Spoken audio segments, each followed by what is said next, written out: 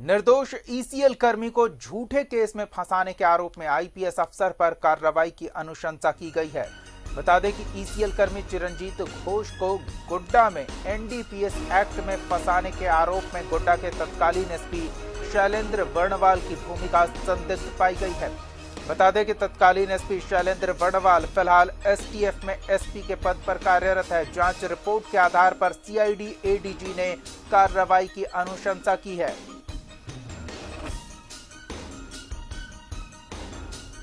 तो गोड्डा में चिरंजीत घोष को एनडीपीएस के तहत फंसाए जाने की बात रिपोर्ट में सामने आने के बाद सीआईडी एडीजी ने जांच रिपोर्ट के आधार पर कार्रवाई की अनुशंसा की है।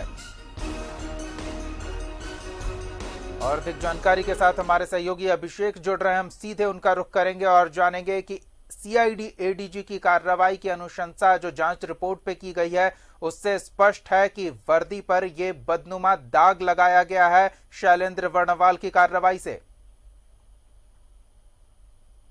बिल्कुल बिल्कुल दीपक, इस मामले में वर्दी पर दाग लगा है। और आपको पहले भी पता होगा कि पिछले बार जब ये मामला आया था 25 अगस्त 2019 को ये मामला जब आया था तब भी आपको याद होगा कि धनबाद पुलिस के ऊपर एक बड़ा दाग लगा, क्योंकि ईसीएल कर्मी चिरंजीत घोष को न सिर्फ फंसाया गया था बल्कि बंगाल के एक सीडीपीओ एसडीपीओ स्तर के अधिकारी के कहते हैं कि इशारे पर उन्हें जो है साजिश करके जेल भिजवाया गया था। और इस मामले में जो पीड़ित है वो उनकी पत्नी ने शिकायत किया था झारखंड सरकार से, मुख्यमंत्री से, वो तत्कालिक समय में उन्होंने रघुवर सरकार से भी शिकायत की थी और उसी के आलोक में जांच बैठी। जांच के बाद अगर कहें तो हेमंत सोरेन की सरकार में जब जांच में जो है बहुत ज्यादा तेजी आई और सीआईडी इस पूरे मामले की पड़ताल की तो कई बातें सामने आई। जैसे ईसीएल कर्मी को फंसाने में जो बात नए तथ्य सामने आए उसमें सबसे दिलचस्प बात यही है कि जो गोड्डा के पूर्व एसपी रहे हैं, जो वर्तमान में जगुआर के तैनात एसपी हैं शैलेंद्र वर्णवाल जी, उनकी भूमिका जो है संदेहास्पद नजर आई है।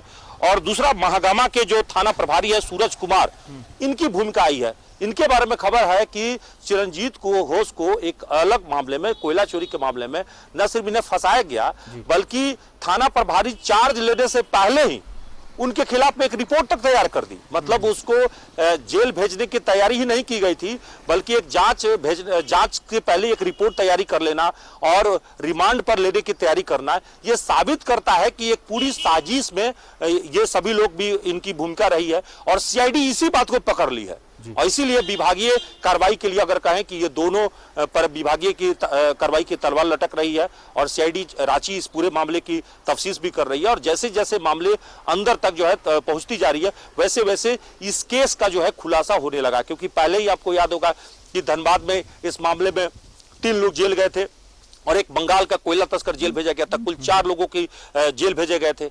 हाँ, उसमें सबसे बड़ी बात यह था कि जो तत्कालिक एसडीपीओ है उनसे कारण परीक्षा हुआ, इसके बाद थाना प्रभारी सस्पेंड हुए थे।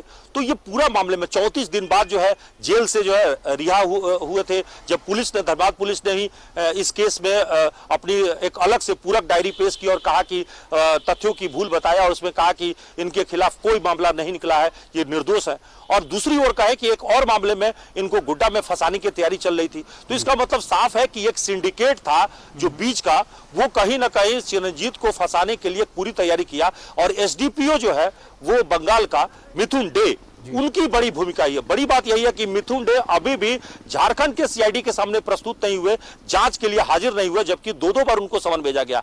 तो अब इस मामले में 2 बातें तो साफ हो गई कि झारखंड में कौन पुलिस अधिकारी इस पूरे खेल में शामिल है वो धीरे धीरे चेहरा बेनकाब हो रहा है और बंगाल के जो पुलिस अधिकारी मिले हुए थे वो अभी तक गिरफ्त में नहीं आए, क्योंकि ये स्टेट दूसरा हो जाता है, मामला अलग हो जाता है। तो अब देखना होगा कि सीआईडी इस मामले को लेकर तार्किक तौर पे कहां तक पहुंचती है और जिन लोगों की भूमिका है उन पर क्या कार्रवाई होती है। जी बिल्कुल, क्या कार्रवाई होती है ये बड़ा सवाल है। लेकिन इस बीच जो आरोप लगे थे उन आरोपों में जो गड़बड़ झाला सामने आया है, सीधे तौर पर फंसाए जाने की बात सामने आई है, तो ये सिर्फ एक मामला है जिस पर कार्रवाई की जा रही है। ऐसे न जाने कितने निर्दोष होंगे जो पुलिसिया जाति का शिकार होते रहेंगे। कार्रवाई के बारे में क्या जानकारी मिल रही है अभिषेक? जब सीआईडी एडीजी ने अनुशंसा कर दी है तो कब तक कार्रवाई होगी? देखिए, सीआईडी एडीजे बहुत ही मतलब ईमानदार अधिकारी हैं और उन्होंने पिछली बार जब वो धनबाद आए थे तो मुझसे याद है कि मैंने उनसे 1-to-1 बातचीत किया था, अनिल पाल्टा जी से, और एडीजी साहब ने बड़े स्पष्ट शब्दों में कहा था कि किसी को फंसाया नहीं जाएगा, जो निर्दोष होंगे वो निश्चित रूप से बच जाएंगे, लेकिन जो दागी होंगे, जो इसमें कसूरवार होंगे, उनको बख्शा नहीं जाएगा। और वो बात उन्होंने कहा था और ये बात वादा जो है धीरे धीरे सीआईडी पूरी भी कर रही है। इस मामले में जिन लोगों की भूमिका थी सबसे पूछताछ हुई, एक एक करके जो भी लोग हैं। और अब जो बातें आई है, सैलेश बडवाल के बारे में आपको बता दूं कि वो पहले भी निरसा में एसडीपीओ रह चुके हैं, यहाँ के डीएसपी रह चुके हैं और गोड्डा में पदस्थापित रहे, तब क्या ये पूरे मामले में खेल हुआ, हालांकि अब तो जगुआर में पदस्थापित है। तो सवाल यह है कि आखिर उनकी दिलचस्पी क्यों हुई यहाँ के इस पूरे मामले में, उनकी दिलचस्पी दिखाना, थानेदार से कहकर केस करवाना और पूरे मामले में सुनियोजित तरीके से और मिथुन डे से उनकी भूमिका होना, ये बड़ी बात है। और इसका मतलब यह है कि कोयला तस्करों के सिंडिकेट से झारखंड के पुलिस अधिकारियों की सीधे टाई अप रही है, या सीधे एक तरह से कहे कि ये रहा है, और उनके इशारे पर उसकी सारी कार्रवाई किया जाना। तो अब तो विभागीय तौर पर जो है जांच होगी, उसके बाद सब कुछ तय हो पाएगा। फिलहाल सीआईडी जिस प्रकार से एक एक बिंदु को पकड़ रही है और कौन कहां पे क्या गलती किया है उस चीज को देख रही है, तो इसका मतलब है कि अब देखिए, बड़ी बात यही है कि क्या कोई पुलिस के आला अधिकारी अपने चाहने मात्र से किसी थानेदार को कहकर किसी को फंसा देगा, किसी को जेल भेजवा देगा? अगर ऐसा होगा तब तो फिर बेगुनाह व्यक्ति जेल में चले जाएंगे, और ऐसे में फिर क्या होगा, कानून के क्या होगा? तो जो कानून के रखवाले अगर वही कानून की धज्जियां उड़ाएंगे, वही कानून का मखौल उड़ाएंगे, तब तो फिर बातें बेमानी हो जाएगी। इसलिए इसमें सबसे महत्वपूर्ण बात है कि जो भी दोषी है उनको सजा मिलनी चाहिए। और अब कार्रवाई की अनुशंसा कर दी गई है। इंतजार है, देखना होगा कब तक कार्रवाई होती है।